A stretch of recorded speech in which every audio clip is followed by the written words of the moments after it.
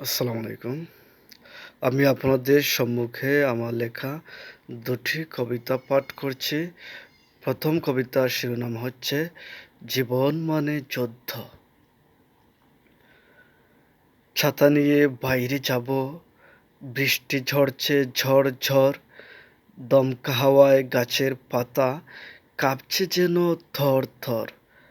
লাঙ্গল টেনে গায়ের চাষা বুনছে কত শস্য, হাম্বা হাম্বা ডাকছে বাছুর, খুঁটায় বাঁধা অশ্ব।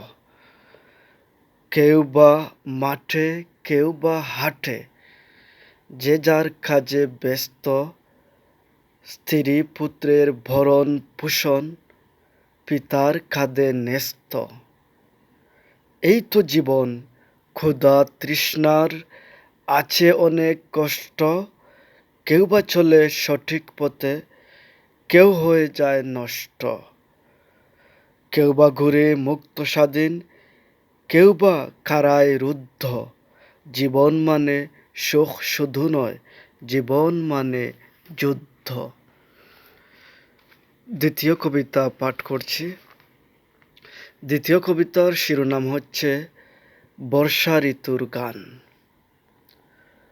বর্ষা এলে পুকুর জলে কলার ভেলা বাই, উতাল পাতাল সাঁতার কেটে দারুণ মজা পাই। পাড়ার যত ছেলে মেয়ে ছুটে আসে সব, জল ছিটিয়ে খেলা করি করি কলরব। সবাই মিলে জাল টেনে নেই, ধরি অনেক মাছ, পুঁটি লাফায় ট্যাংরা লাফায় দেখি তাদের নাচ। মলা ঢেলা ধরি কত, ধরি মাগুর কই, বর্ষা এলে খালে বিলে জল করে থই থই।